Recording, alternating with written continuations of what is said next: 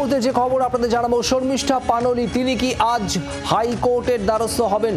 সাম্প্রদায়িক সম্প্রীতি নষ্টের চেষ্টার অভিযোগ এই শর্মিষ্ঠা পানোলির বিরুদ্ধে, তাকে গ্রেপ্তার করেছে পুলিশ।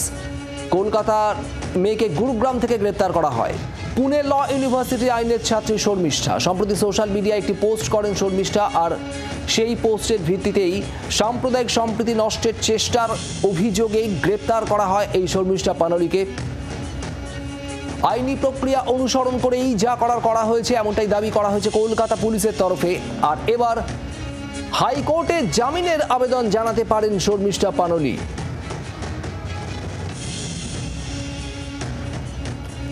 আজকে হাইকোর্টের দ্বারস্থ হতে চলেছেন তাহলে শর্মিষ্ঠা পানোলি। জামিনের আবেদন জানিয়ে হাইকোর্টের দ্বারস্থ হবেন। গুরুগ্রাম থেকে তাকে গ্রেপ্তার করে কলকাতা পুলিশ এবং তারপর নিয়ে আসা হয় এ রাজ্যে। অর্ণবাংশু নিয়োগে আমাদের প্রতিনিধি রয়েছেন আমাদের সঙ্গে। অর্ণবাংশু, শর্মিষ্ঠা পানোলি তিনি কি হাইকোর্টের দ্বারস্থ হচ্ছেন, কি খবর?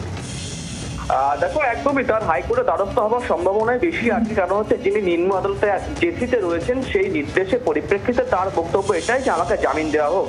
যে পোস্ট ঘিরে বিতর্ক, সেই পোস্ট তিনি উইথড্র করেছেন, তার পরিবর্তে তিনি ক্ষমাও চেয়েছেন এবং এটা নিয়ে অলরেডি কিন্তু পুলিশের বক্তব্য ছিল যে তাকে নোটিশ পাঠানোর পর তিনি হাজিরা দেননি, তাই কোর্ট থেকে ওয়ারেন্ট ইস্যু করা হয়। এটা একটা লিগ্যাল প্রসিডিউর।